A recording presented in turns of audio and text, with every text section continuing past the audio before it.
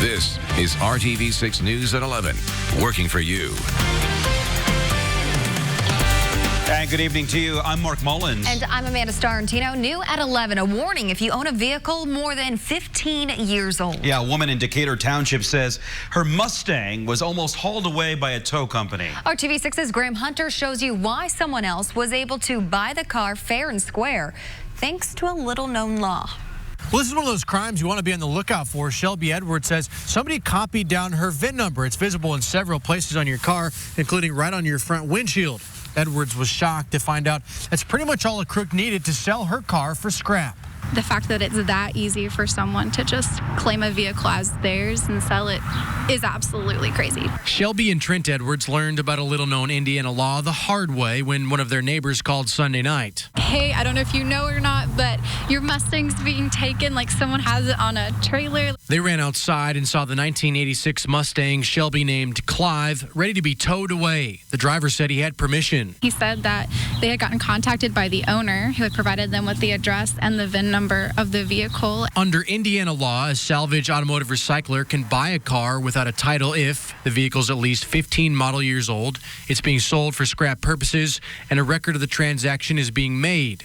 The owner of Midtown Recycling says they followed the law, making copies of the woman's ID and taking a picture of her with the car. And I was like, I have my title, I have my registration, I have my ID, like I can prove to you this is like my vehicle. Shelby says at first the driver wasn't listening. Well, you're gonna have to come pick it up at the tow yard tomorrow and sort it out. I was like... The police were called and eventually the Mustang was put down. But Trent says the owner of the tow company had a startling message. He said he would have had it in parts by Wednesday. That's alarming. The owner of Midtown Recycling says they're taking stronger measures when screening people who sell cars as scrap. Shelby wants the law changed to protect vehicle owners. I think it's a policy that just needs to be changed. Because she has generous plans for her car. My brother is moving into town next week, so we're giving it to him to be his first car, too. But first, Shelby and Clive ride again. Reporting from the South Side, Graham Hunter, RTV6. And for more information on all the requirements a scrap recycler has to follow to buy a scrap vehicle, you can head over to theindychannel.com and click on this story. RTV6 is getting answers for tenants facing eviction despite paying their rent. We first told you about this situation last week on the news at 11. Dozens of rent payments at Lexington Park Apartments went missing after people put them in a drop box used by the complex. Apartment managers refused to answer our questions at the time and referred us to the corporate office. Tonight we heard back. An attorney says 18 residents could prove they tried to pay with check or money order. The complex will pay cancellation fees for those renters and will not pursue evictions against them. We're also working to get answers about a messy site near the White River after an RTV6 viewer asked for help. Trash, abandoned cars, and even a makeshift house can be found at West Street and the White River. Brian Powell first noticed this in January of 2016, and since then, he says the area has turned into a homeless camp. Brian says he's alerted the city multiple times. You see the garbage. I've lived here all my life, and I've seen the water almost cresting this area. And if you can imagine all this material just floating down the river, it's a terrible thing. Well, we went to the city's Office of Public Health and Safety. They say they're looking into the structure. They also tell us they can't kick homeless people off of public property because of a city ordinance. But advocates visit the area at least once a week, offering resources and services. If you feel like you have a problem and feel like you have nowhere else to turn, reach out to us at workingforyou@rtv6.com. 8 suspects and 3 cars are accused of firing 70 rounds of ammunition into a home on the west side of Indianapolis. And police say the man who lives in that home is an assistant coach with the Colts. The shooting happened last night at a home southwest of Crawfordsville in Country Club Roads. A neighbor heard the gunshots. I got 3 dogs. They went berserk, and my wife is like, why are they freaking out? And then we heard boom, boom, boom, boom, boom, boom. Police say one of the suspects dropped a cell phone in the street. That's being processed as evidence. Tomorrow you can pay your respects to former longtime Senator Richard Lugar. He'll lie in state in the rotunda of the state capitol from noon to sunset, 8:51 in the evening. The public memorial will continue from 8 a.m. to 11 a.m. Wednesday before funeral services. The 6-term senator died last month. He was 87 years old. They say you never know who someone is until you walk a mile in their shoes. And there are times when discovering who you really are is a journey in itself. The Centers for Disease Control says 1 million adults in our country identify as transgender, with a gender identity that is different than their sex assigned when they are born. In the past year, I have followed a Newburgh resident on his path to become who he feels he really is. It's a story you will only see on RTV6. It's like the person I was always supposed to be. This is a huge step for 22-year-old Ryan Ollier. He's in Indianapolis for his first follow-up appointment since his surgery 6 weeks ago. Do you feel like you got what you needed out of this? I do. It's made it, I've felt a lot happier. Went from not just having insecurities about my body, I feel more attractive. This has been quite the emotional and physical journey for him. I first met Ryan in the fall of 2018 in his hometown of Newburgh, Indiana. Back then, it was hard to tell what stage of gender transition he was in. See, I've been on testosterone for over 2.5 years, so my voice has dropped. It's still a little higher, and I've got facial hair, obviously, and that helps. I feel a lot safer. Because when I was first transitioning, I was definitely, it's scary. Ryan was not always Ryan. He was born female and named Jenny. About 3,000 people live in Newburgh. It's a small town with a religious presence almost everywhere you turn. Ryan asked us to meet him at the public library, a place where he felt safe and could have privacy while telling us how he got to this point in his life. At the time, he was waiting for his insurance company to approve funding for what's known as top surgery to make his chest look more masculine. And I'll honestly, every so often, I'll just kind of not think about it and I'll forget. And then I'm like, oh yeah, that's still there. Growing up as Jenny, Ryan experienced feelings of gender dysphoria his whole life, but didn't always have a name for it. And a lot of times I really didn't know what felt wrong. I just like, something's not right. And I was always very uncomfortable with my body. Jenny would stray away from dresses and wear baggy clothes to school to hide her feminine chest. This led to bullying. About 16, I tried to be really more effeminate, and it was very fake. I tried. It was just very fake, and it wasn't. It was just kind of, I tried. I was like, okay, I'll just make myself act this way, and it just didn't work. At 17 years old, something clicked. Jenny accepted she is transgender, a boy trapped in a girl's body. I felt like I should have been a boy, but I was like, but that's not supposed to be how this works. Accepting this was a milestone, but just the first step. What came next was even harder. I didn't come out to my parents for several months, and then that kind of... The person they saw as their daughter, Jenny, for nearly 2 decades, stood before them as a young man. No, they still really don't understand. I know my mom is just very, she's like, I know what's going on here, but I love you and I always will, and I'm still here for you. And my dad, I think he's just very upset and scared. The next couple of years, Jenny searched for ways to feel more comfortable, and she knew her name had to go. It's very hard to name yourself. Ryan was the right fit. He started taking hormones and using the men's restroom. His coworkers at a pet store supported him through the transition, but Ryan needed something more. You have an image of your body in your head, and then it's like you look in the mirror and it's like what you feel like you should be seeing in the mirror is not there, and it's very confusing. Ryan decided on top surgery, also known as a transgender mastectomy, a common procedure for transgender men. The chest is visually one of the most obvious indicators of a person's gender. I don't get nearly as much of the bottom dysphoria as I do the top, just because, it's not something, it doesn't bother me as much, whereas some people it really does. Yeah. Mine is mainly just with my chest. Particularly, I really have a soft spot, obviously, for the transgender guys, so to do the masculoplasty or the chest surgery for them, oftentimes it's so gratifying, the whole effect changes and they kind of, swagger out of our office. Dr. Sive Gallagher is the director of the Gender Affirmation Surgery Program at IU Health. The plastic surgeon started the program in 2015 with only 2 patients that year. Now, the program gets up to 90 consults a month and has performed 280 procedures. Dr. Gallagher says her aim is to help transgender individuals find peace and live comfortably in the body they feel is right. The dark side of gender dysphoria is if it's not treated appropriately, patients suffer intensely and oftentimes will try and take their own lives. And we see a very high suicide rate if patients aren't treated appropriately.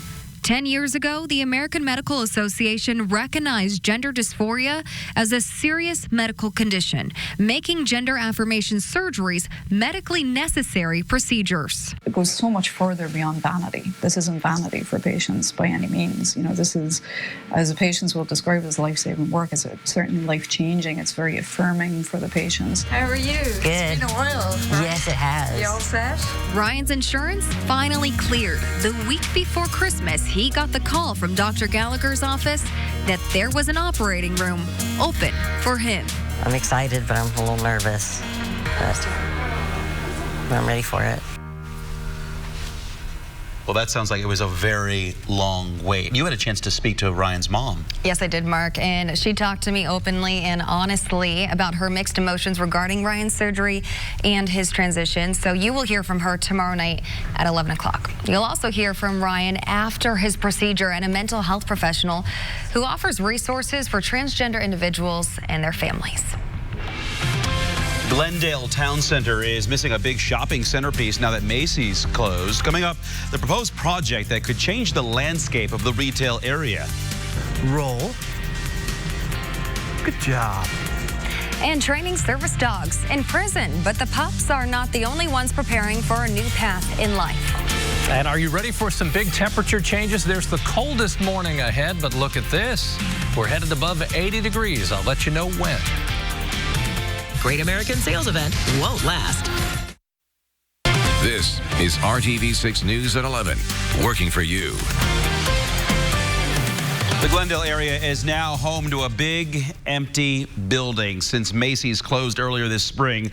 But plans are now underway to change that. Tonight, the owners of the property hosted a meeting to discuss redevelopment in the area. The company is proposing a plan to add retail and residential properties. Dan Hinkle has lived in that area for more than 30 years. He wants the community's voice to be part of this process. It's so important that you talk to the neighbors, work with the neighbors. These folks seem to be aware of that. We applaud that. We look forward to working with those who are concerned and partners in the development. Now, this process is in the early stages. The company plans to hold more public meetings in the future.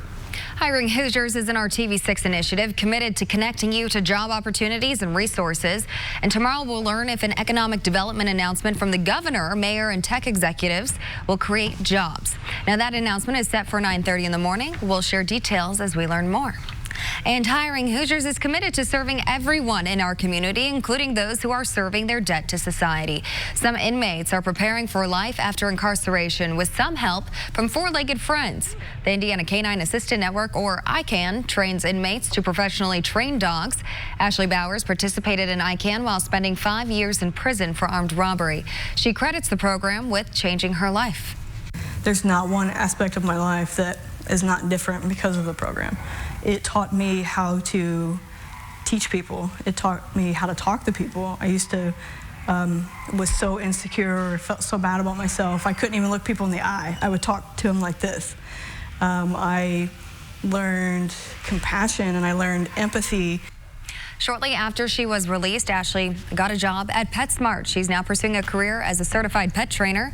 Inmates must meet certain qualifications for ICANN. For more info on how to support the program, go to hiringhoosiers.com. Well, Saturday, Sunday, Monday, all overcast days. Yeah. And finally getting a break, right? We got some sunset action this evening. Yes, and that leads to our sunshine tomorrow and eventually warmer days. There's a lot of momentum in this forecast. Let's go find it. We hit 58 today. That was uncomfortably cool again, fourth straight day. Temperatures have been 60 degrees or cooler. We're in the 40s right now, 45 in Peru and Tipton, Kokomo in there in the mid 40s as well, 46 in Lafayette. Cool tomorrow morning, but we're going to turn the corner here. If you're trying to mow the lawn, good to mow for tomorrow. Lots of sunshine around. The jet stream's going to change. Instead of bringing Canadian air down into the Great Lakes in the eastern half of the country, the air will come from the southwest, and that will warm the eastern 2/3 of the United States and the Midwest. So for us, temperatures cool, relatively speaking, the next 2 days, but then noticeably warmer, and it's a sustained warming trend. It's not like it's here for a day and then pulled out from under us. We'll get temperatures around 80 through the weekend. Quite cool in the morning. This is what you wake up to. Temperatures within a couple degrees of 40, either side of 40 degrees. Sunshine around, and the wind will be light, 42 at 8 a.m. A noontime temperature up to 62, and enjoy the afternoon. Should feel pretty good because it won't be that breezy. 68 with a light northwest wind. Temperatures to the north, mid-60s, almost to the 70-degree mark once you get down to Bedford and Seymour. Again, these are base temperatures from which will really warm up, but Thursday will be the day where you really feel the difference. Looking ahead, of course, opening day at the track tomorrow. Then as we get to Wednesday, still upper 60s, but upper 70s Thursday, pushing that 80-degree mark on Friday. Tomorrow night, clouds will roll in. This is overnight tomorrow night into Wednesday. Maybe a sprinkle or a brief shower possible Wednesday. We'll put that chance at just 20%. But all the clouds will keep our temperatures from warming up too much. Upper 60s is the game plan. Some spots may hit 70 for an afternoon high. As you look at Thursday, that's the day we break out. When you start in the 50s, that helps. 56 degrees, 78 the afternoon high. And weekend temperatures right at or a little above 80. The better chance for showers and thunderstorms, and it's not that overwhelming, just a 30% chance of that on the Sunday. Here's your 7-day planner. Finally, temperatures above average for a while. As we get to Wednesday through early next week, temperatures above average and lows in the lower 60s. Kevin, thank you. Trying to find parking in Broad Ripple has become notoriously difficult, especially with the Indigo Red Line construction that's expected to last all summer. It's taken a toll on businesses, customers, and homeowners. But the parking struggles are nothing new. All this month, we're giving you a look at the RTV6 archives as we prepare for our big 70th anniversary. And tonight, we're taking it back to 1989 when Broad Ripple was grappling with a similar parking issue that we're seeing 30 years later. Broad Ripple is almost always busy in the early evening as people drive in for food and some fun. But too often, it seems, they first drive around looking for a parking place. Businesses here say they could use more parking to help keep the neighborhood alive. I've heard from many people that they've had to drive around for several minutes looking for a place to park. My concern is that people will actually start to park in front of residential homes and begin walking a little further into the area just for lack of parking. Businesses also complain about the main parking lot built over the canal. They say it badly needs repair. Some Broad Ripple businesses have decided they've had enough. They've taken their complaints to the city in hopes of getting some action. Earlier this evening, business owners and managers met with a city representative to talk parking, and that representative mainly listened. But he admits the city may prefer letting the private sector take care of more parking. He says it would cost more than $1 million to substantially repair that main parking lot. Broad Ripple businesses would also like city money for sidewalks. They point to sidewalks that are crumbling and also to places without any sidewalks at all. The city says it's studying that issue as well. Deborah Darnell, 6 News. Well, the parking lot mentioned in that story was between College and Guilford Avenue. It was shut down and destroyed 10 years later. And these daily trips down memory lane head up to May 30th and our 1-hour special at 7 p.m. 70 years together working for you. You can also find more memories from former RTV staff at theindychannel.com/70 years. Now here's Dave with sports. Hey, Dave. Nice, thanks. A final entry announced today for the Indy 500, and the driver, well, he is ready. A little teaser there. Tell you who that is. Plus, something for the over 35 crowd. How to stay in shape, IndyCar style. Chances are you don't want any part of this. With the news at 11, continue. Join us from 4:30 to 7. Well, deep in that garage, guess what? He's back. Oriole Serbia will drive the number 77 for Schmidt-Peterson Motorsports, becomes the 36th and final entry for the Indy 500. Oriole trying to make his 11th appearance in the show. Led laps last year, 34 for his career. Team Stang and Moto Gator are his partners. Moto Gator makes do-it-yourself products that'll be in Speedway convenience stores, so some B2B opportunities for IndyCar and their sponsorship package. Well, good evening to you. They called it an off day at the track today, but really try convincing any of the crews or drivers that it was an off day. The crews all getting the cars ready for practice tomorrow morning. The drivers, well, for Tony Kanaan and Scott Dixon, chances are they were workout warriors. Brad Brown has more.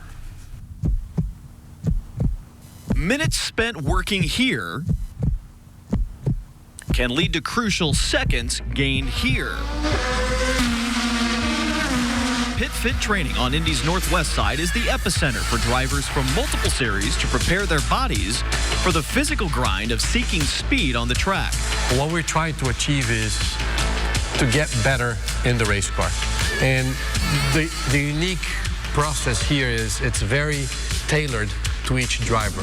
At 44 years old, Tony Kanaan is the oldest current driver in IndyCar, but TK is also an elite physical specimen.